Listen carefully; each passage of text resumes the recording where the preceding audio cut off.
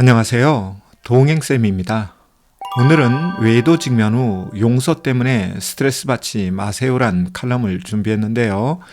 먼저 영상 보시기 전 구독과 좋아요 부탁드립니다. 고맙습니다. 외도 직면 후 용서 때문에 스트레스를 받는 외도 피해자가 있습니다. 그래서 오늘은 외도 직면 후 용서에 대해 생각해보는 시간을 가져보려고 합니다. 바라기는 저의 영상이 외도 피해자뿐만 아니라 외도 행위자에게도 도움이 되었으면 좋겠습니다. 그럼 용서란 단어부터 살펴보고 시작해 볼까요? 용서의 한자 뜻풀이부터 해보면 용서란 담을용, 같은 마음 서로 이루어져 있죠. 직역하면 같은 마음을 담는 것 혹은 품는 것이란 뜻이죠. 그런데 일반적으로 용서라고 하면 어떤 상황에서 피해자가 존재하고 행위자가 존재할 경우, 예를 들어 외도의 상황에서 피해자와 행위자가 존재할 경우, 피해자가 행위자의 감정과 태도 변화를 보고 의도적이고 자발적으로 공격적인 마음과 복수 같은 부정적인 정서를 벌이는 것을 뜻하죠. 부부 사이에 외도라는 사건이 벌어지면 외도 행위자는 빨리 용서받기를 원합니다.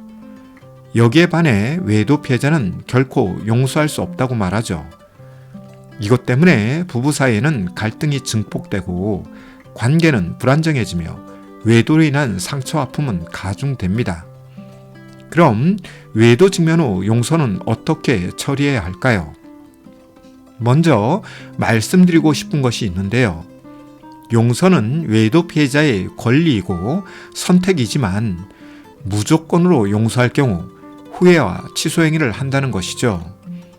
즉, 용서에 대한 후회와 함께 용서한 것을 취소하는 것이죠. 이런 삶이 반복될 경우 부부는 서서히 지쳐갑니다.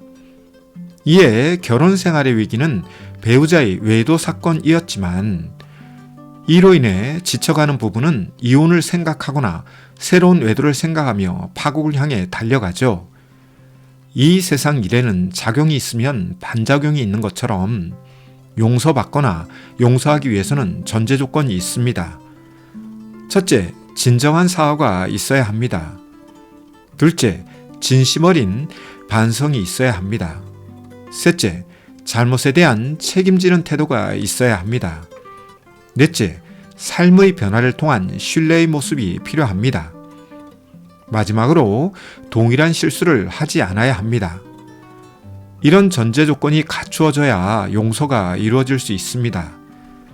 그런데 제가 외도 상담에서 만나는 부부들을 보면 이런 전제 조건도 갖추어지지 않았는데 배우자를 용서하지 못하는 자신을 비하하는 외도 피해자가 있고 용서해주지 않는다고 비난하는 외도 행위자가 있습니다.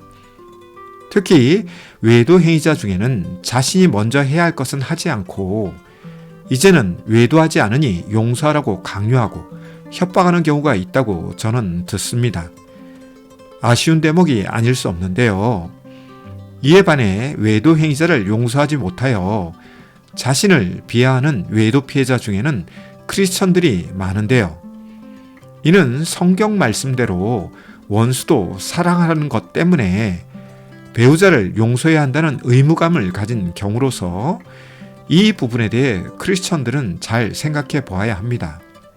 특히 성경 말씀을 율법주의적으로 적용하고 자신의 심적 상태나 정서적 조건을 고려하지 않은 용서는 반드시 후회와 함께 자괴감 및 자존감 하락을 불러오는데요.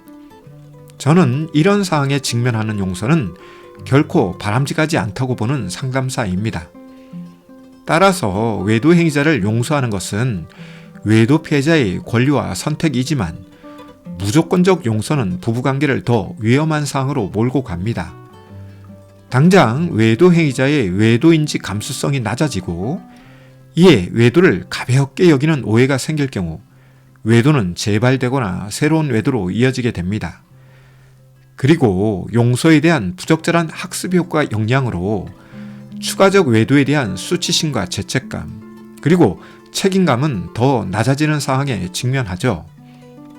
그래서 외도하는 사람과 외도하지 않는 사람은 있어도 한 번만 외도하는 사람은 없다는 속설도 외도를 했으니 무조건 다시 외도할 것이다 라는 해석보다 첫 번째 외도에 대한 후속 조치가 미비할 경우 외도 재발 및 새로운 외도가 이어질 수 있다는 뜻이죠.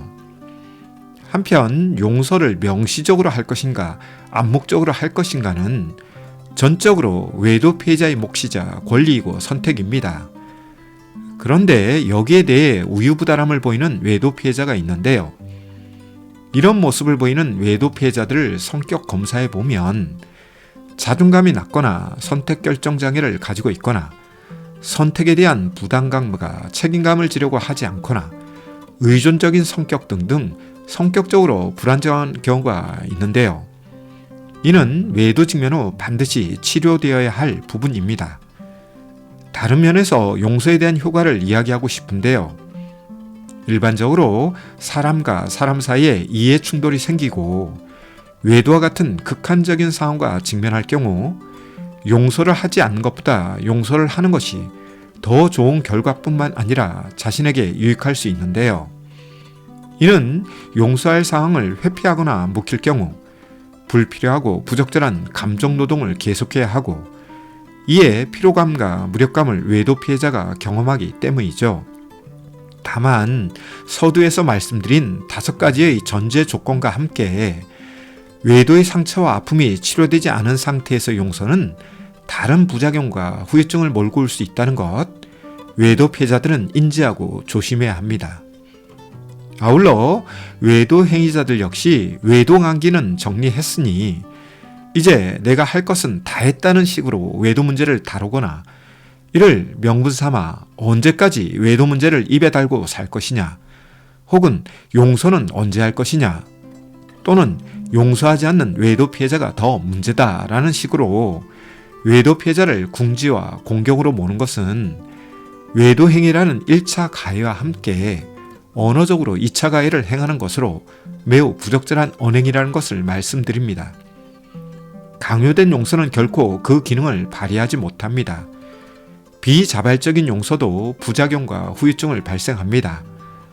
따라서 외도 직면 후 용서를 생각하는 외도 부부라면 빠른 용서나 조건 없는 용서, 그리고 비자발적인 용서는 지양하고 용서라는 행위를 위한 전제 조건 채우기와 함께 외도의 상처와 아픔 치료에 먼저 집중하길 바랍니다. 오늘은 외도 직면 후 용서에 대해 다루어 보았는데요. 내용이 유익하고 공감되었다면 구독과 좋아요 부탁드립니다. 고맙습니다.